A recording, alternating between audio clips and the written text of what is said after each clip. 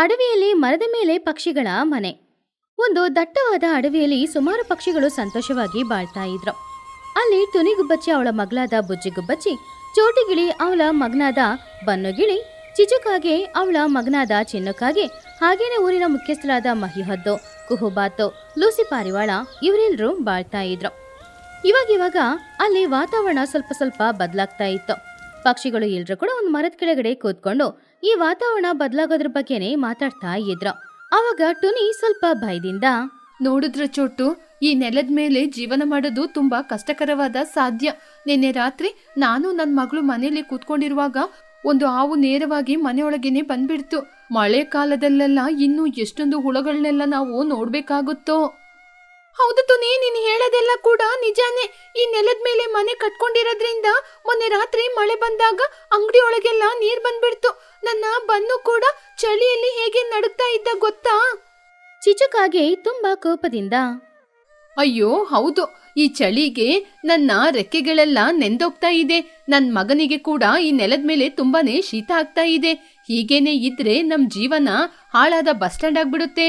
ಮಹಿಹದ್ದು ಸ್ವಲ್ಪ ಹೊತ್ತು ಯೋಚನೆ ಮಾಡಿ, ಇಲ್ಲಿ ನೋಡಿ ಸ್ನೇಹಿತರೆ, ನಮ್ಮ ಪೂರ್ವಿಕರು ಹೇಳ್ತಾ ಇದ್ರು, ನಾವು ನೆಲದಿಂದ ಕೂತು ಆಕಾಶವನ್ನು ನೋಡ್ಬೇಕು ಅಂತ. ಅದರ ಅರ್ಥ ಏನು ಗೊತ್ತಾ? ನಾವು ನೆಲದ ಮೇಲೆ ಮನೆ ಕಟ್ಕೊಳ್ಬಾರ್ದು, ಮರದ ಮೇಲೆ ಮನೆ ಕಟ್ಕೋಬೇಕು ಅಂತ. ಹಾಗೆ ಕಟ್ಕೊಂಡ್ರೆ ನಮಗೆ ಯಾವ ರೀತಿಯ ಹಾವು ಹುಳಗಳು ಬರೋದಿಲ್ಲ. ಕುಹು ಸಂತೋಷದಿಂದ, ವಾವ್ ಮಗಿ, ನೀವು ಎಷ್ಟು ಚೆನ್ನಾಗಿರುವ ಆಲೋಚನೆಯನ್ನು ಹೇಳಿದೀರಾ. ನಾವು ಮರದ ಮೇಲೆ ಮನೆ ಕಟ್ಕೊಂಡ್ರೆ ಮಳೆ ನೀರು ಕೂಡ ಒಳಗ್ ಬರೋದಿಲ್ಲ, ಚಳಿ ಕೂಡ ಆಗೋದಿಲ್ಲ. ನಾನು ಇವಾಗ್ಲೇ ಮರದ ಮೇಲೆ ಮನೆ ಕಟ್ಕೋತೀನಿ. ಅದನ್ನು ಕೇಳಿ ಚಿಚುಕಾಗೆ ನಗುತ್ತಾ, ನೀವು ಹೇಳೋದೆಲ್ಲ ನಿಜಾನೇ, ಆದ್ರೆ ಮರದ ಮೇಲೆ ಮನೆ ಕಟ್ಕೊಳ್ಳೋದು ಅಷ್ಟೊಂದು ಸುಲಭದ ಕೆಲ್ಸನಾ? ಅದಕ್ಕೆ ಎಷ್ಟೊಂದು ವಸ್ತುಗಳೆಲ್ಲ ಬೇಕು, ಅದೆಲ್ಲ ನನ್ನಿಂದ ತರಕ್ಕಾಗೋದಿಲ್ಲ. ನಾನು ನೆಲದ ಮೇಲೇನೆ ಇರುವ ಗುಡಿಸಲ ಮನೆಯಲ್ಲಿ ಅಡ್ಜಸ್ಟ್ ಮಾಡ್ಕೊಂಡು ಇದ್ದೋಗ್ತೀನಿ. ಚಿನ್ನು ಅವನ ತಾಯಿಯ ಕೈಯನ್ನು ಹಿಡಿದು, ಅಮ್ಮ ಪ್ಲೀಸ್ ಅಮ್ಮ, ಎಲ್ಲರೂ ಮರದ ಮೇಲೆ ಮನೆ ಕಟ್ಕೋತೀನಿ ಅಂತ ಹೇಳ್ತಾ ಇದ್ದಾರೆ. ನನಗೂ ಮರದ ಮೇಲೆ ಮನೆ ಇರೋದು ತುಂಬಾ ಇಷ್ಟ. ಬೆಳಿಗ್ಗೆ ಎದ್ದು ಮೇಲೆಯಿಂದ ಭೂಮಿಯನ್ನು ನೋಡ್ಬೋದು. ಬುಜ್ಜಿಗುಬ್ಬಚ್ಚಿ ತುಂಬಾನು ಸಂತೋಷದಿಂದ, ಹೌದು ಚಿನ್ನು, ನಮ್ಮಮ್ಮ ಕೂಡ ಮರದ ಮೇಲೆ ಮನೆ ಕಟ್ತಾರಂತೆ. ಅವಾಗ ನಾವಿಬ್ರು ಮರದ ಮೇಲೆನೆ ಆಟಾಡ್ಬೋದಲ್ವಾ? ಅಮ್ಮ, ನಮ್ಮ ಹಳೆಯ ಮನೆ ಕೂಡ ಹಾಳಾಗಿದೆ ಅಲ್ವಮ್ಮ. ಅದರಿಂದ ನಾವು ಕೂಡ ಮರದ ಮೇಲೆ ಹೊಸದಾಗಿ ಮನೆ ಕಟ್ಕೊಂಡು ಆರಾಮವಾಗಿ ಇರೋಣಮ್ಮ. ಇಲ್ಲಿ ನೋಡು ಬನ್ನು, ನೀನು ಆಸೆ ಪಟ್ಟು ಕೇಳುವಾಗ ನಾನು ಬೇಡ ಅಂತೀನಾ? ಇಲ್ಲಿ ನೋಡು ತುನಿ, ನಾವೆಲ್ಲರೂ ಒಂದೇ ಸಲ ಕಾಡಿಗೆ ಹೋಗಿ ಬೇಕಾದ ವಸ್ತುಗಳನ್ನ ತಂದು ಮನೇನ ಮರದ ಮೇಲೆ ಕಟ್ಟೋಣ. ಪಕ್ಷಿಗಳು ಎಲ್ರೂ ಕೂಡ ತುಂಬಾನೇ ಉತ್ಸಾಹದಿಂದ ಮಹಿಹದ್ದು ಕೊಟ್ಟ ಐಡಿಯಾದ ಹಾಗೆ ಮರದ ಮೇಲೆ ಮನೆ ಕಟ್ಕೊಳ್ಬೇಕಂತ ಅಂದ್ಕೊಂಡ್ರು. ಮರುದಿನ ಬೆಳಗ್ಗೆ ತುನಿಗುಬ್ಬಚ್ಚಿ, ಚೋಟುಗಿಳಿ, ಲೂಸಿ ಪಾರಿವಾಳ, ಮಹಿಹದ್ದು ಎಲ್ರೂ ಅಡವಿಗೆ ಹೋದ್ರು. ಅಲ್ಲಿ ಸ್ವಲ್ಪ ಗಟ್ಟಿಯಾಗಿರುವ ಸೌದೆಗಳನ್ನ ತಗೊಂಡ್ರು. ಹಾಗೇನೆ ಸ್ವಲ್ಪ ಹುಲ್ಲು, ಎಲೆ, ಬಳ್ಳಿ ಎಲ್ಲಾನು ತಗೊಂಡ್ರು. ಚಿಚಿಗೆ ಇಷ್ಟ ಇಲ್ಲ ಅಂದ್ರೂ ಕೂಡ ಚಿನ್ನುಕಾಗೆ ಹೇಳಿದ್ರಿಂದ ಅವಳು ಕೂಡ ಸರಿ ಅಂತ ಆ ವಿಷಯಕ್ಕೆ ಒಪ್ಕೊಂಡ್ಲು. ಹೀಗಿರುವಾಗ ಟುನಿ ಹಸಿ ಹುಲ್ಲನ್ನ ತಗೊಂಡ್ ಬಂದು, ಬುಜ್ಜಿ, ಈ ಹುಲ್ಲುನ ಗಟ್ಟಿಯಾಗಿ ಹಿಡ್ಕೊಮ್ಮ. ಎಷ್ಟೇ ಗಾಳಿ ಬಂದ್ರು ನಮ್ಮ ಮನೆ ಯಾವುದೇ ಕಾರಣಕ್ಕೂ ಹಾರಿ ಹೋಗ್ಬಾರ್ದು. ಅಮ್ಮ, ಈ ಹುಲ್ಲುನ ನಾನು ಗಟ್ಟಿಯಾಗಿ ಹಿಡ್ಕೋತೀನಮ್ಮ. ನಮ್ಮ ಮನೆ ಮರದ ಮೇಲೆ ಎಷ್ಟೊಂದು ಸುಂದರವಾಗಿ ಕಾಣ್ತಾ ಇದೆ. ನನಗೆ ನೋಡುವಾಗ ತುಂಬಾ ಖುಷಿ ಆಗ್ತಿದೆ. ಬನ್ನು, ಕೆಳಗೆ ಇರುವ ಹುಲ್ಲನ್ನು ನನಗೆ ತೆಗೆದುಕೊಡು. ನಮ್ಮ ಮನೆನ ತುಂಬಾ ಗಟ್ಟಿಯಾಗಿ ನಿರ್ಮಾಣ ಮಾಡಿದ್ರೆ ಮಾತ್ರ ಗಾಳಿಗೆ ಹಾರಿ ಹೋಗಲ್ಲ. ಅಮ್ಮ ಸರಿ ಅಮ್ಮ, ನೀವು ಹೇಳಿದ ರೀತಿನೇ ಮಾಡ್ತೀನಿ. ಅವಾಗ ನಮ್ಮ ಮನೆ ಗಟ್ಟಿಯಾಗಿರುತ್ತೆ ಅಲ್ವಾ? ಲೇ ಚಿನ್ನು, ನೀನು ನಿಮ್ಮ ಅಮ್ಮನಿಗೆ ಸಹಾಯ ಮಾಡ್ತಾ ಇದೀಯಾ ಇಲ್ವಾ? ಚಿನ್ನುಕಾಗೆ ಬೇವರರ್ಸ್ಕೊಂಡು, ಲೇ ಬನ್ನು, ಖಂಡಿತವಾಗಿ ನಾನು ಸಹಾಯ ಮಾಡ್ತಾ ಇದ್ದೀನಿ ಕಣೋ. ಆದ್ರೆ ನಮ್ಮ ಅಮ್ಮ ತುಂಬಾ ಜಿಪುಣಿ ಅಲ್ವಾ, ಹುಲ್ಲು ಜಾಸ್ತಿ ಬೇಡ ಅಂತ ಹೇಳ್ತಿದ್ದಾರೆ. ಆದ್ರೆ ನಾನು ಸುಮ್ನಿರ್ತೀನ, ಎಲ್ಲ ತರ್ತೀನಿ. ಚಿಚುಕಾಗೆ ಕೆಮ್ಮುತ್ತಾ ಆಯಾಸದಿಂದ, ಲೇ ಚಿನ್ನು, ನಿನಗೋಸ್ಕರ ಈ ವಯಸ್ಸಲ್ಲಿ ಕಷ್ಟಪಟ್ಟು ನಾನು ಮನೆ ಕಟ್ತಾ ಇದ್ರೆ ನೀನು ನನ್ನ ಬಗ್ಗೆನೇ ಕಮೆಂಟ್ ಮಾಡ್ತಾ ಇದ್ದೀಯಾ? ಸರಿ, ಮೊದಲು ಆ ಹುಲ್ಲು ತೆಗ್ದುಕೊಡು. ಲೂಸಿ ನಗುತ್ತಾ, ಚಿಚ್ಚು, ಕೋಪ ಮಾಡ್ಕೋಬೇಡ. ಮಕ್ಕಳು ನಮಗೋಸ್ಕರ ಎಷ್ಟು ಕಷ್ಟಪಟ್ಟು ಕೆಲಸ ಮಾಡಿ ಕೊಡ್ತಿದ್ದಾರೆ ನೋಡು. ಮರದ ಮೇಲೆ ನಮ್ಮ ಮನೆಗಳು ಎಷ್ಟು ಚೆನ್ನಾಗಿ ಕಾಣ್ತಿದೆ. ಹಾಗೆ ಪಕ್ಷಿಗಳು ಎಲ್ರೂ ರಾತ್ರಿ ಹಗಲು ಕಷ್ಟಪಟ್ಟು ಎಲ್ಲರಿಗೂ ಇಷ್ಟವಾದ ತರ ಒಂದೊಂದ್ ಮನೇನ ಕಟ್ಕೊಂಡ್ರು. ಟುನಿ ಅವಳಿಗೂ ಅವಳ ಮಗಳಿಗೆ ಇಷ್ಟವಾದ ತರ ಒಂದ್ ಮನೇನ ಕಟ್ಕೊಂಡ್ಲು. ಚೋಟು ಅವಳಿಗೂ ಬನ್ನುಗೆ ಇಷ್ಟವಾದ ತರ ಮನೇನ ಕಟ್ಕೊಂಡ್ಲು. ಮಹಿಹದ್ದು ಅವಳಿಗೆ ಇಷ್ಟವಾದ ಹಾಗೆ ಒಂದು ದೊಡ್ಡ ಮನೇನ ಕಟ್ಕೊಂಡ್ಲು. ಲೂಸಿ ಹಾಗೂ ಕುಹು ಇಬ್ರು ಸೇರಿ ಅವ್ರಿಗೆ ಇಷ್ಟವಾದಾಗೆ ಒಂದು ದೊಡ್ಡ ಮನೆ ಕಟ್ಕೊಂಡ್ರು. ಹೀಗೆ ಪಕ್ಷಿಗಳು ಎಲ್ರೂ ಕೂಡ ಅವ್ರವ್ರಿಗೆ ಇಷ್ಟವಾದ ಮನೇನ ಕಟ್ಕೊಂಡು ಆ ಮನೆಯಲ್ಲಿ ಸಂತೋಷವಾಗಿ ಬಾಳಕ್ಕೆ ಶುರು ಮಾಡಿದ್ರು. ಸುಮಾರು ದಿನ ಚೆನ್ನಾಗಿತ್ತು. ಅವ್ರಿಗೆ ಇವಾಗ ಕೆಳಗಡೆ ಇರುವ ಕೆಸರು, ಕೀಟ ಇದ್ರ ಬಗ್ಗೆ ಯಾವುದೇ ತೊಂದ್ರೆನೂ ಇಲ್ಲ. ಆದ್ರೆ 2 ವಾರಗಳ ನಂತರ ಹೊಸ ಸಮಸ್ಯೆ ಶುರುವಾಯಿತು. ಅದೇನಂದ್ರೆ ಪಕ್ಷಿಗಳೆಲ್ಲರೂ ಮರದ ಮೇಲೆ ಇರೋದ್ರಿಂದ ಒಬ್ರ ಮನೆಗೆ ಇನ್ನೊಬ್ರಿಂದ ಹೋಗಕ್ಕಾಗ್ತಾನೆ ಇರ್ಲಿಲ್ಲ. ಮುಖ್ಯವಾಗಿ ಪಾಪ ಚಿಕ್ಕ ಮಕ್ಕಳು. ನೆಲ ಎಲ್ಲ ಕೆಸರಾಗಿರೋದ್ರಿಂದ ಅವರಿಂದ ಕೆಳಗಡೆ ಇಳಿದು ಆಡಕ್ಕೂ ಆಗ್ತಾ ಇಲ್ಲ, ಮರದ ಮೇಲೆ ಆಟಾಡಕ್ಕೂ ಆಗ್ತಾ ಇಲ್ಲ. ಆದ್ರಿಂದ ಪಾಪ ಅವರೆಲ್ಲರೂ ಮನೆಯೊಳಗಡೆನೆ ಬಂದಿಯಾಗಿದ್ರು. ಲೇ ಚಿನ್ನು, ಬರ್ತೀಯನೋ ನನ್ ಜೊತೆ ಆಟಾಡ್ಕೊಳಕ್ಕೆ? ಮನೆಯಲ್ಲಿ ನನಗೆ ಒಬ್ಳೆ ತುಂಬಾ ಬೋರ್ ಆಗ್ತಾ ಇದೆ. ಹೊರಗಡೆ ಬರೋಣ ಅಂದ್ರೆ ಮಳೆ ಬೇರೆ ಬೀಳ್ತಾನೆ ಇದೆ ಅಲ್ವಾ? ಬನ್ನು ಆ ಕಡೆ ಮರದಿಂದ ಜೋರಾಗಿ ಹೇಳ್ದ. ಏ ಬುಜ್ಜಿ, ಈ ಮಳೆಗೆ ನಾನು ಹೇಗೇನೆ ಹಾರ್ಕೊಂಡ್ ಬರೋದು? ಈ ಗಾಳಿಗೆ ಕೆಳಗೆ ಬಿದ್ದೋದ್ರೆ ಕೆಳಗೆ ನೋಡ್ದ ಎಷ್ಟೊಂದು ಕೆಸರಿದೆ ಅಂತ ನಮ್ಗೆ ಆಟಾಡಕ್ಕೆ ಆಗ್ತಿಲ್ಲ. ಹೌದು ಕಣೋ, ನನ್ನ ಅಮ್ಮ ಕೂಡ ನನ್ನ ಹೊರಗಡೆನೆ ಬಿಡ್ತಾ ಇಲ್ಲ. ಈ ಕೆಸರೆಲ್ಲ ನಿನ್ ಮೇಲೆ ತಾಗುತ್ತೆ ಅಂತ ಹೇಳ್ತಾ ಇದ್ದಾರೆ. ಮರದ ಮೇಲೆ ಬಂದು ನಮ್ಗೆ ತುಂಬಾ ಬೋರ್ ಆಗ್ತಾ ಇದೆ. ಆವಾಗ ಕುಹು ಬಾತು, ತುನಿ, ಚೋಟು, ನೋಡಿದ್ರಾ? ನಾವು ಮರದ ಮೇಲೆ ಮನೆ ಕಟ್ಕೊಂಡು ಸಂತೋಷವಾಗಿದ್ದೀವಿ, ಆದ್ರೆ ನಮ್ಮೊಳಗೆ ನಾವು ದೂರ ಆಗಿದ್ದೀವಿ. ಮನೆ ಪಕ್ಕ ಪಕ್ಕ ಇದ್ರೂ ಮಾತಾಡೋಕೆ ಆಗ್ತಾ ಇಲ್ಲ. ಟುನಿ ಆಲೋಚನೆ ಮಾಡಿ, ಹೌದು ಕುಹು, ನಾವು ನೆಲದ ಮೇಲೆ ಮನೆ ಕಟ್ಕೊಂಡಿರುವಾಗ ಸಂಜೆ ಸಮಯದಲ್ಲಿ ಆಲದ ಮರದ ಹತ್ರ ಕೂತ್ಕೊಂಡು ಸಂತೋಷವಾಗಿ ಮಾತಾಡ್ತಾ ಇದ್ದೋ. ಆದ್ರೆ ಇವಾಗ ಮರದಿಂದ ಕೆಳಗೆ ಇಳಿಯಕ್ಕೆ ಆಗ್ತಾ ಇಲ್ಲ. ಇದ್ರ ಬಗ್ಗೆ ನಾವು ಏನಾದ್ರೂ ಆಲೋಚನೆ ಮಾಡ್ಬೇಕು. ಬುಜ್ಜಿಗುಬ್ಬಚ್ಚಿ ಆಲೋಚನೆ ಮಾಡಿ ಸ್ವಲ್ಪತ್ತಲ್ಲಿ ಸಂತೋಷದಿಂದ, ಅಮ್ಮ, ನನಗೆ ಒಂದು ಆಲೋಚನೆ. ನಾವು ನೆಲದ ಮೇಲೆ ಹೋಗದೆ ಹೀಗೇನೆ ಮರದಿಂದ ಮರಕ್ಕೆ ದಾರಿ ಮಾಡ್ಕೊಂಡ್ರೆ ನಾವು ನಮ್ಮ ಮನೆಗೆ ಹೋಗಿ ಬಂದು ಮಾತಾಡ್ಬೋದಲ್ವಾ? ಅದು ಹೇಗೆ ಸಾಧ್ಯ ಬುಜ್ಜಿ? ಮರದಲ್ಲಿ ದಾರಿನ ಹೇಗೆ ಕಟ್ಟೋದು? ಅಮ್ಮ, ಮರದ ಮೇಲೆ ನಾವೇನು ಸಿಮೆಂಟ್ ಹಾಕಿ ರೋಡ್ ಮಾಡ್ತೀವಾ? ಇಲ್ಲ ಅಲ್ವಾ? ನಾವು ಹಳೆಯ ಬಿದಿರಿನ ಕೊಂಬುಗಳನ್ನು ತಗೊಂಬಂದು ಜೋಕಾಲಿ ರೀತಿ ಮರದಿಂದ ಮರಕ್ಕೆ ಕಟ್ಕೊಂಡು ಅದರ ಮೂಲಕನೇ ನಡ್ಕೊಂಡು ಮುಂದಕ್ಕೆ ಹೋಗ್ಬೋದಲ್ವಮ್ಮ?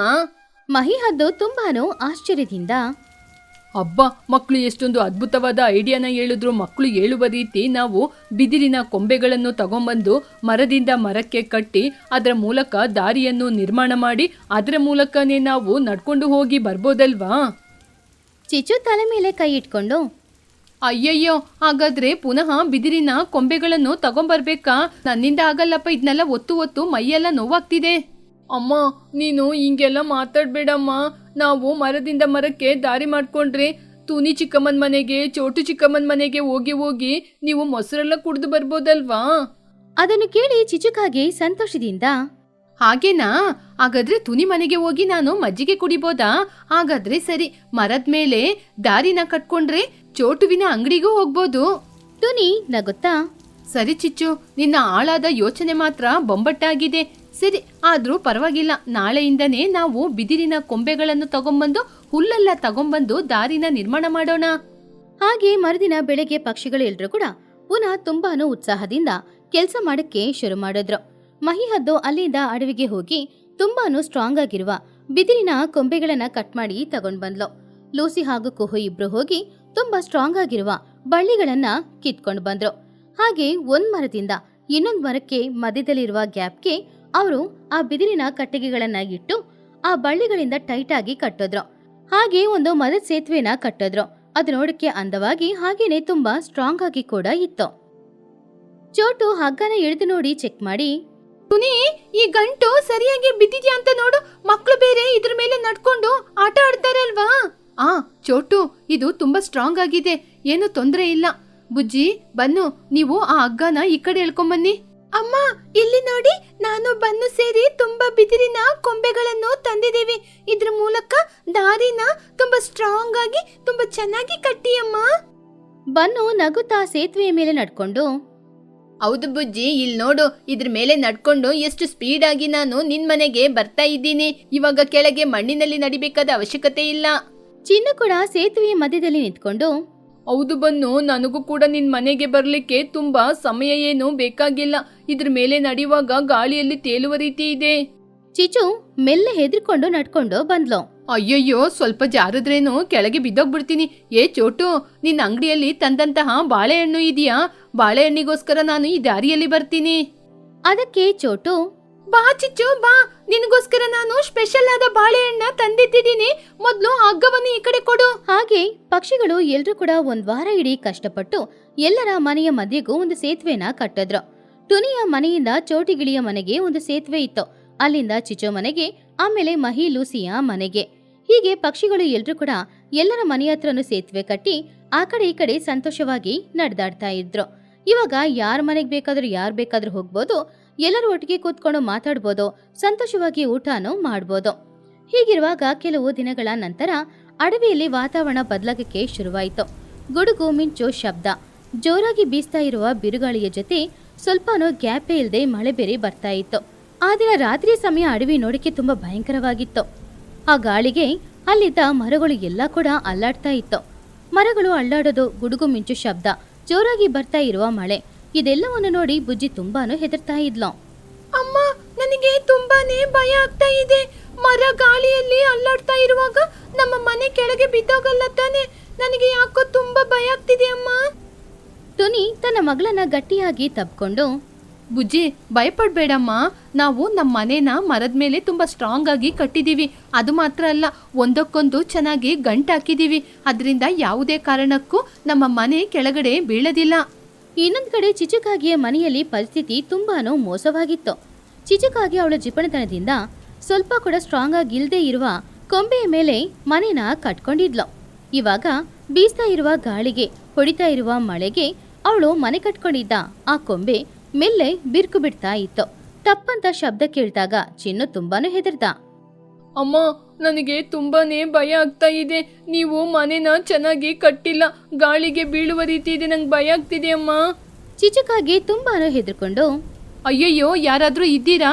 ನಮ್ಮ ಮನೆ ಗಾಳಿಗೆ ಕೆಳಗೆ ಬೀಳುವ ಪರಿಸ್ಥಿತಿ ಬಂದಿದೆ. ಯಾರಾದ್ರೂ ನಮ್ಮನ್ನು ಕಾಪಾಡಿ. ತುನಿ, ಮಗಿ, ಯಾರಾದ್ರೂ ಬನ್ನಿ, ನಮ್ಮನ್ನ ಕಾಪಾಡಿ. ಹೊಡಿತಾ ಇರುವ ಆ ಮಳೆಗೂ ಆ ಗಾಳಿಗೂ ಕೂಡ ಮಧ್ಯದಲ್ಲಿ ಚಿಚುಕಾಗೆ ಕಿಚ್ಚಾಡುವ ಶಬ್ದ ಎಲ್ಲರ ಕಿವಿಗೇನೋ ಬಿತ್ತು. ಟುನಿ ಹಾಗೂ ಚೋಟಿ ಇಬ್ರು ಏನಾಯ್ತು ಅಂತ ಹೊರಗಡೆ ಬಂದು ನೋಡಿದ್ರೆ ಚಿಚುಕಾಗಿಯ ಮನೆ ಇರುವ ಕೊಂಬೆ ಅರ್ಧ ಮುರಿದೋಗಿತ್ತು. ಅದನ್ನ ನೋಡಿದ ಟುನಿ ಜೋರಾಗಿ ಕಿಚ್ಚಿದ್ಲು. ಚೋಟು, ಮಗಿ, ಅಲ್ಲಿ ನೋಡಿ, ಚಿಚ್ಚುವಿನ ಮನೆ ಕೆಳಗೆ ಬೀಳುವ ಪರಿಸ್ಥಿತಿ ಆಗಿದೆ. ಯಾವ ಸಮಯದಲ್ಲಿ ಬೇಕಾದ್ರೂ ಬೀಳ್ಬೋದು. ತಕ್ಷಣ ನಾವು ಚಿಚ್ಚುನ ಕಾಪಾಡಬೇಕು. ಆದ್ರೆ ತುನಿ, ಹೊರಗಡೆ ಗಾಳಿ ಮಳೆ ತುಂಬಾ ಜಾಸ್ತಿ ಇದೆ, ಕೆಳಗೆ ಇಳಿಯಕ್ಕಾಗಲ್ಲ. ಇವಾಗ ಏನ್ ಮಾಡೋದು? ಆವಾಗ ಮಹಿ ಹದ್ದು ಧೈರ್ಯ ಕೊಟ್ಟು, ನಾವು ಕೆಳಗಡೆ ಹೋಗ್ಬೇಕಾದ ಅವಶ್ಯಕತೆ ಇಲ್ಲ.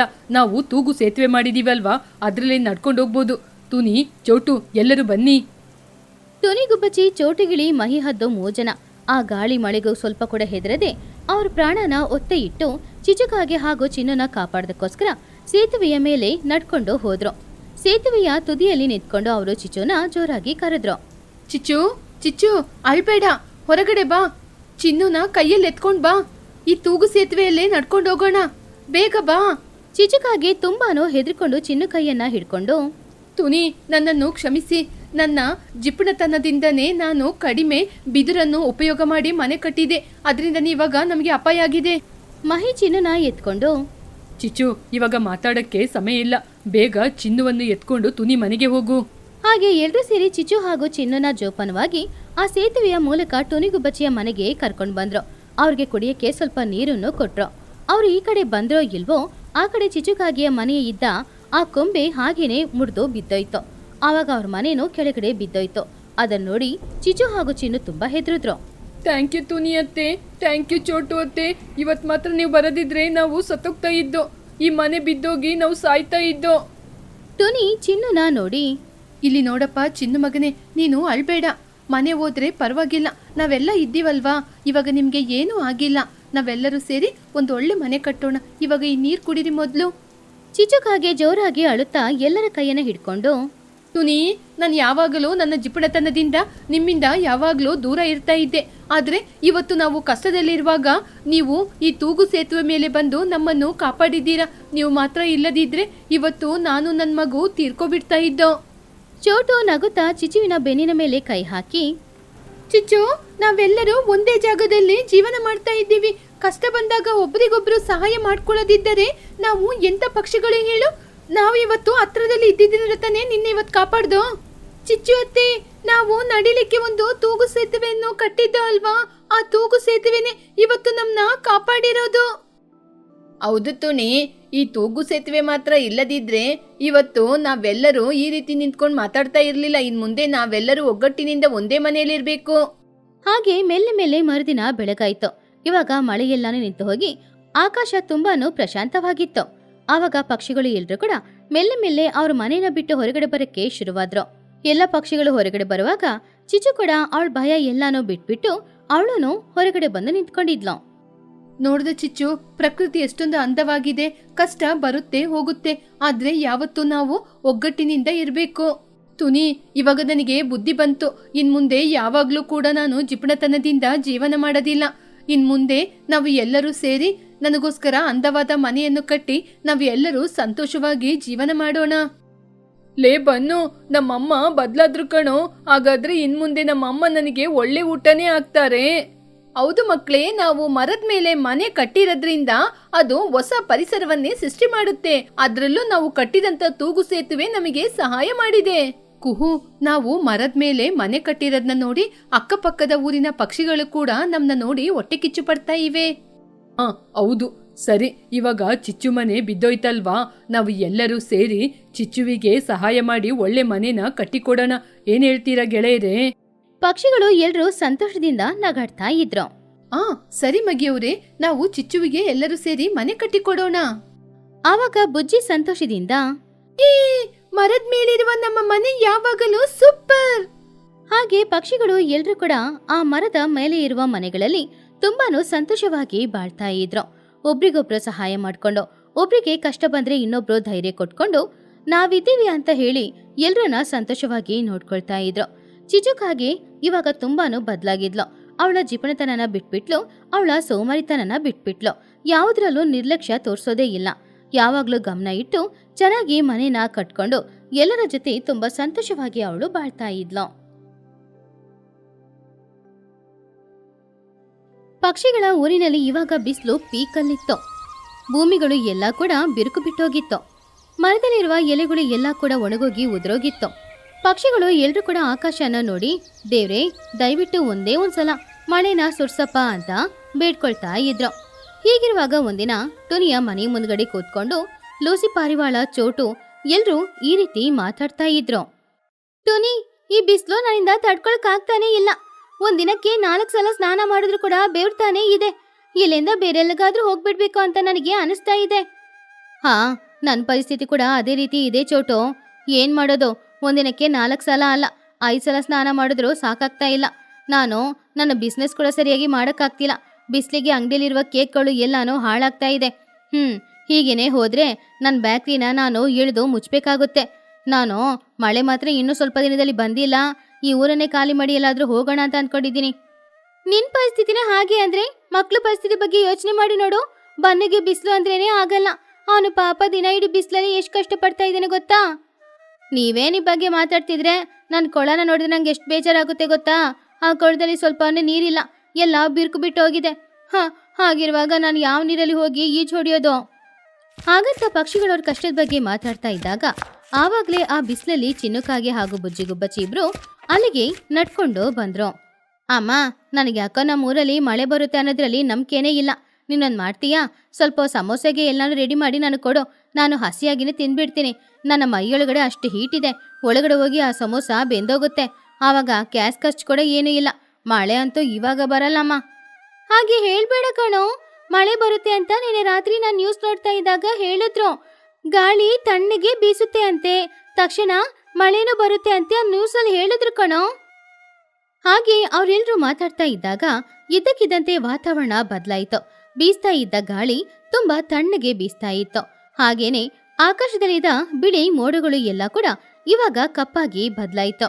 ಆವಾಗ್ಲೇ ಚಿಚುಕಾಗೆ ಹಾಗೂ ಮಹಿಹದ್ದು ಇಬ್ರು ಅಲ್ಲಿಗೆ ಬಂದ್ರು. ಎಲ್ರೂ ಹೊರಗಡೆ ಬನ್ನಿ, ಮೇಘಗಳೆಲ್ಲ ತುಂಬಾ ಕಪ್ಪಾಗಿದೆ. ನನಗ್ಯಾಕೋ ಇನ್ನು ಸ್ವಲ್ಪ ಸಮಯದಲ್ಲೇ ಮಳೆ ಬರುತ್ತೆ ಅಂತ ಅನಿಸ್ತಿದೆ. ಎಲ್ರೂ ತುಂಬಾನು ಸಂತೋಷದಿಂದ ಮನೆಯಿಂದ ಹೊರಗಡೆ ಹೋಗಿ ನೋಡಿದ್ರು. ಆವಾಗ ಆಕಾಶದಲ್ಲಿ ಗುಡುಗು ಮಿಂಚು ಶಬ್ದದೊಂದಿಗೆ ಜೋರಾಗಿ ಮಳೆನೂ ಸುರಿತಾ ಇತ್ತು. ಅದು ನೋಡಿ ಎಲ್ರೂ ಸಂತೋಷ ಪಟ್ರು. ಅರೆ, ಮಳೆ, ಮೊದಲನೇ ಮಳೆ. ಈ ಮಣ್ಣಿನಲ್ಲಿ ಆ ಮಣ್ವಾಸನೆ ಎಷ್ಟು ಚೆನ್ನಾಗಿ ಬರ್ತಿದೆ ಅಲ್ವಾ? ಆವಾಗ ಚಿಚು, ಅಯ್ಯಯ್ಯೋ ಮಳೆ, ಈ ಮಳೆಲಿ ನನ್ನ ಕ್ರೀಮ್ ಎಲ್ಲಾನು ಕರಗಿ ಹೋಗುತ್ತೆ. ಅಯ್ಯೋ ದೇವ್ರೆ. ಸರಿ, ಹೇಗೋ ಈ ವಾಟರ್ ತುಂಬ ಪ್ಯೂರ್ ವಾಟರ್ ಅಲ್ವಾ, ಇದನ್ನ ಬಾಟ್ಲಲ್ಲಿ ತುಂಬಿಸಿ ನಾಳೆ ಸಿಟಿಗೆ ಹೋಗಿ ಮಾರ್ಬೋದಲ್ವಾ? ಹಾಗಂತ ಚಿಚು ಹೇಳಿದನ್ನ ಕೇಳಿ ಬನ್ನು ಗಿಳಿ, ಆಂಟಿ, ಇಂಥ ಸಮಯದಲ್ಲಿ ನೀವು ಬಿಸ್ನೆಸ್ ಬಗ್ಗೆ ಮಾತ್ರನೇ ಯೋಚನೆ ಮಾಡೋದಾ? ನನ್ನ ನೋಡಿ ನಾನು ಹಾಗೇನೆ ಬಾಯಿನ ಓಪನ್ ಮಾಡಿಕೊಂಡು ಮೇಲೆ ನೋಡ್ತಾ ಇರ್ತೀನಿ. ಆ ಮಳೆ ನೀರೆಲ್ಲ ನನ್ನ ಬಾಯಲ್ಲಿ ಬಿದ್ದು ನನ್ನ ಹೊಟ್ಟೆ ಒಳಗಡೆ ಹೋಗ್ಬಿಡುತ್ತೆ. ತುಂಬ ತಂಪಾಗಿರುತ್ತೆ. ಆಹಾಹಾ, ಈ ಮಳೆ ನೀರು ನಿಜವಾಗ್ಲೂ ತುಂಬಾ ಸಿಹಿಯಾಗಿದೆ. ಇಂತಹ ಮಳೆ ನೀರು ಕುಡಿಯೋದೇ ಒಂಥರ ಸುಖ. ನನಗಂತೂ ತುಂಬಾ ಸಂತೋಷ ಆಗ್ತಿದೆ. ಇವಾಗ ಕೊಳದಲ್ಲಿ ನೀರಿರುತ್ತೆ, ನಾನು ಹೋಗಿ ಈಜು ಹೊಡಿಬೋದಲ್ವಾ? ಹಾಗೆ ಪಕ್ಷಿಗಳು ಎಲ್ರೂ ಕೂಡ ಆ ಮಳೆನ ಚೆನ್ನಾಗಿ ಎಂಜಾಯ್ ಮಾಡ್ತಾ ಇದ್ರು. 2 ಗಂಟೆ ಸಮಯ ಮಳೆ ಸುರಿತಾನೇ ಇತ್ತು. ಆದ್ರಿಂದ ಬಿರುಕು ಬಿಟ್ಟಿದ್ದ ಭೂಮಿ ಎಲ್ಲಾನು ಇವಾಗ ತಣ್ಣಗೆ ಬದಲಾಗ್ತಾ ಇತ್ತು.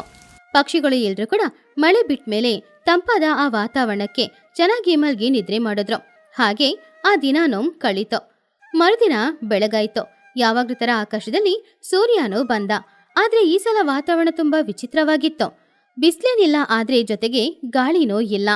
ನೆನ್ನೆ ಸುರಿದ ಮಳೆ ನೀರೆಲ್ಲಾನು ಇವಾಗ ಮೇಲೆ ಆಕಾಶಕ್ಕೆ ಬಿಸಿಲಲ್ಲಿ ಒಣಗೋಗ್ತಾ ಇತ್ತು. ಆ ಸಮಯದಲ್ಲಿ ಏನಪ್ಪಾ ಇದು ಅನ್ನೋ ತರ ಟುನಿ ಕೂಡ ನಿದ್ರೆಯಿಂದ ಎಚ್ಚರವಾದ್ಲು. ಅರೆ, ಇದೇನಿದು? ಗಾಳಿನೇ ಇಲ್ಲ, ನನಗೆ ಶ್ವಾಸಿಸಕ್ಕೂ ಕೂಡ ಆಗ್ತಾ ಇಲ್ಲ. ಇದ್ದಕ್ಕಿದ್ದಂತ ಗಾಳಿ ಎಲ್ಲ ಏನಾಯ್ತು? ಆವಾಗ್ಲೇ ಬುಜ್ಜಿ ಕೂಡ ಎದ್ದು ಬಂದು, ಅಮ್ಮ, ಏನಮ್ಮ ಇದು? ನೆನ್ನೆ ಇಡೀ ತಂಪಾಗಿ ಗಾಳಿ ಬೀಸ್ತಾ ಇತ್ತು, ಚೆನ್ನಾಗಿತ್ತು ಅಂತ ಮಲಗ್ದೆ.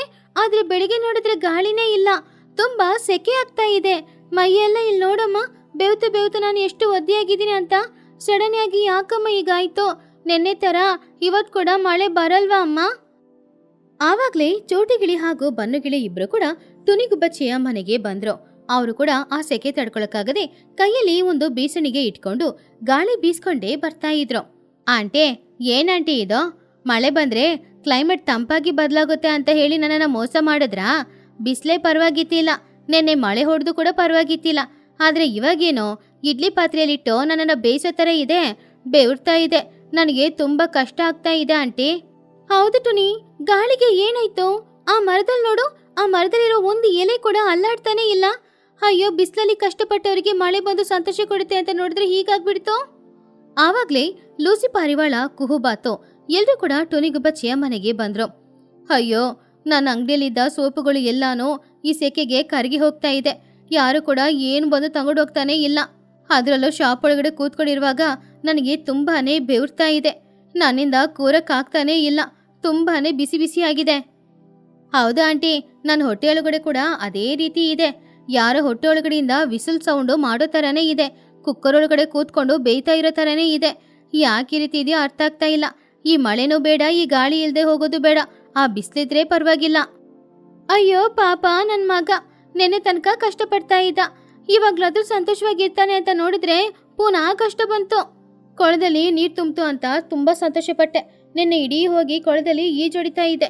ಆದ್ರೆ ಇವತ್ತು ಹೋಗಿ ಈಜೊಡಿನ ಅಂತ ನೋಡಿದ್ರೆ ಕೊಳದಲ್ಲಿರುವ ನೀರೆಲ್ಲ ಬಿಸಿ ಬಿಸಿ ಆಗಿದೆ. ಅದ್ರೊಳಗಡೆ ಇಳಿದ್ರೆ ನಾನೇ ಬೆಂದೋಗ್ತೀನಿ. ಸರಿ, ಹೊರಗಡೆ ಕೂರೋಣ ಅಂತ ನೋಡಿದ್ರು ಕೂಡ ಬರೀ ಗಾಳಿನೇ ಬೀಸ್ತಾ ಇಲ್ಲ, ಸೆಕೆ ಆಗ್ತಾ ಇದೆ. ನಿನ್ ಕಷ್ಟ ಎಲ್ಲ ಬಿಡುಕು, ನನ್ ಕಷ್ಟನೇ ಕೇಳು. ಬೆಳಿಗ್ಗೆ ಬಟ್ಟೆ ಒಗ್ದು ಒಣಗಾಕಿದ್ದೆ, ಬಟ್ಟೆ ಒಣಗ್ತಾನೆ ಇಲ್ಲ. ಇನ್ನು ಬಟ್ಟೆಗೂ ಕೂಡ ಬೆವರ್ತಾ ಇದೆ, ಚಂಡಿ ಚಂಡಿನೇ ಆಗಿದೆ. ಒಲೆ ಕಚ್ಚಿ ಅದ್ರ ಪಕ್ಕದಲ್ಲೇ ಒಣಗಾಕಿದ್ದೀನಿ. ಹೌದು ಚೋಟು, ನನ್ನ ಶಾಪಲ್ಲಿದ್ದ ಬಿಸ್ಕೆಟ್ ಪ್ಯಾಕೆಟ್ಗಳೆಲ್ಲ ಏನಾಯ್ತು ಅಂತ ಗೊತ್ತಾ? ಈ ಸೆಕೆಗೆ ಎಲ್ಲಾನು ಚಂಡಿ ಚಂಡಿ ಆಗಿದೆ. ಬಿಸ್ಕೆಟ್ ತಗೊಂಡು ಕಚ್ಚಿದ್ರೆ ಕರ್ಕರ್ ಕರ್ಕರ್ ಶಬ್ದ ಬರ್ಬೇಕಲ್ವಾ?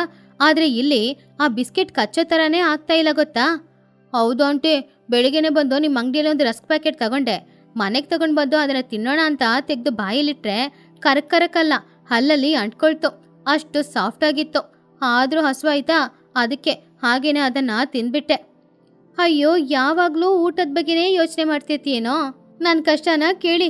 ಬೆಳಿಗ್ಗೆ ಎದ್ದು ನಾನು ಪೌಡರ್ ಎಲ್ಲ ಹಚ್ಕೊಂಡ್ರೆ ಇವಾಗ ಬೇವ್ತು ಆ ಪೌಡರ್ ಎಲ್ಲ ಗಮ್ ತರ ಅಂಟ್ಕೊಂಡಿದೆ, ರೆಕ್ಕೆ ಕೂಡ ಅಂಟ್ಕೊಂಡಿದೆ ಗೊತ್ತಾ? ಹಾಗೆ ಈ ಸೆಕೆಗೆ ಊರಲ್ಲಿದ್ದ ಎಲ್ಲ ಪಕ್ಷಿಗಳು ಕಷ್ಟಪಡ್ತಾ ಇದ್ದಾಗ ಆವಾಗ್ಲೇ ಚಿಚುಕಾಗೆ ಅವಳ ಹೆಗ್ಲ ಮೇಲೆ ಒಂದು ಬಟ್ಟೆ ಹಾಕೊಂಡು ಅದರಲ್ಲಿ ಅವಳ ಮುಖದಲ್ಲಿ ಇದ್ದ ಬೆವರನ್ನೆಲ್ಲ ಒರೆಸ್ಕೊಂಡು ಅಲ್ಲಿಗೆ ಬಂದ್ಲು. ಹಬ್ಬಬ್ಬಾ, ಏನ್ ನರ್ಕ ಇದು! ನನ್ನ ಲೈಫಲ್ಲಿ ಇಂಥ ಒಂದು ದಿನಾನ ನಾನು ನೋಡಿದೇ ಇಲ್ಲ. ನಿನ್ನೆ ರಾತ್ರಿನೇ ಒಂದು ಬಿಸ್ನೆಸ್ ಐಡಿಯಾನ ಯೋಚನೆ ಮಾಡಿ ಇಟ್ಟಿದ್ದೆ. ಇವತ್ತು ಬೆಳಿಗ್ಗೆ ಎಲ್ರಿಗೂ ಕೂಡ ಈ ರೀತಿ ಹಾಟ್ ಫೇಶಿಯಲ್ ಮಾಡೋಣ, ಆವಾಗ ಎಲ್ಲರ ಸ್ಕಿನ್ ಕೂಡ ಗ್ಲೋ ಆಗುತ್ತೆ ಅಂತ ಹೇಳಿ ನಿಮ್ಮ ಹತ್ರ ಹಣ ತಗೊಳ್ಳೋಣ ಅಂತ ನೋಡಿದ್ರೆ ಆಲ್ರೆಡಿ ಇಲ್ಲಿ ಗಾಳಿನೇ ಇಲ್ಲ, ಎಲ್ರಿಗೂ ಬೆವರ್ತಾ ಇದೆ. ನನ್ನ ಫೇಶಿಯಲ್ ಐಡಿಯಾನು ಫ್ಲಾಪ್ ಆಯ್ತು. ಚಿಚು, ಈ ಸಮಯದಲ್ಲೂ ಬಿಸ್ನೆಸ್ಸಾ? ನಾನೇನೋ ನೀನು ನಮಗೆ ಒಂದು ಎಸಿನೋ ಇಲ್ಲ ಏನಾದರೂ ಕೂಲಿಂಗ್ ಪೌಡರ್ ತಗೊಂಡು ಬರ್ತೀಯೋ ಅಂತ ಅಂದ್ಕೊಂಡಿದ್ದೆ. ಅಯ್ಯೋ, ಏನು ಮಾಡೋದು ಟುನಿ, ಇಂಥ ಕ್ಲೈಮೇಟ್ಗೆ ಬಿಸ್ನೆಸ್ ಯಾವುದು ಮಾಡಿದ್ರೂ ಸರಿಯಾಗಿ ನಡೆಯಲ್ಲ. ಯಾಕಂದರೆ ಹೊರಗಡೆ ಯಾರು ಈ ಸೆಕೆಗೆ ಬರ್ತಾನೆ ಇಲ್ಲ. ನಿನ್ನೆ ಮಳೆ ಬಂದಿದ್ದಕ್ಕೆ ಬಿಸಿಲೇ ಇದ್ದಿರ್ಬೋದಾಗಿತ್ತು. ಮಳೆ ಬಂದಾಗ ಚೆನ್ನಾಗಿತ್ತು, ಬಿಸಿಲಿದ್ದಾಗ ಸ್ವಲ್ಪ ಕಷ್ಟನೇ ಇತ್ತು. ಆದರೆ ಇವಾಗಂತೂ ಎರಡು ಇಲ್ಲದೆ ತುಂಬಾನೇ ಕಷ್ಟ ಆಗ್ತಾ ಇದೆ. ತುಂಬಾ ಬೆವರ್ತಾ ಇದೆ, ಗಾಳಿ ಬರ್ತಾ ಇಲ್ಲ, ಶ್ವಾಸಿಸಕ್ಕಾಗ್ತಾ ಇಲ್ಲ. ಇದಕ್ಕೆ ಆ ಬೇಸಿಗೆ ಕಾಲ ಹಾಗೇನೆ ಇದ್ದು ಬಿಸಿಲು ಹೊಡಿತಾ ಇದ್ರೇನೆ ಪರವಾಗಿಲ್ಲ. ಚಿಚ್ಚು ಆಂಟಿ, ಈ ವಾತಾವರಣದಲ್ಲಿ ನಾವೆಲ್ಲರೂ ಸ್ವಿಮ್ಮಿಂಗ್ ಪೂಲ್ ಅಲ್ಲಿ ಇರೋ ತರನೇ ಇದೆ. ಆದ್ರೆ ಏನು ನೀರ್ ಮಾತ್ರ ಕಣ್ಣಿಗೆ ಕಾಣಿಸ್ತಿಲ್ಲ. ಹೌದು ಆಂಟಿ, ಆ ಬಿಸಿಲಿದ್ದಾಗ್ಲಾದ್ರೂ ಪರವಾಗಿಲ್ಲ ಅಂತ ನಾನು ಒಣಗ್ತಾ ಇದೆ. ಆದ್ರೆ ಇವಾಗ ಬಿಸಿಲು ಇಲ್ಲ, ಮಳೆನೂ ಇಲ್ಲ. ಮಧ್ಯದಲ್ಲಿ ಪ್ರೆಷರ್ ಕುಕ್ಕರ್ ಒಳಗಡೆ ಹಾಕಿ ನನ್ನನ್ನು ಯಾರೋ ಬೇಯಿಸೋ ಥರನೇ ಇದೆ.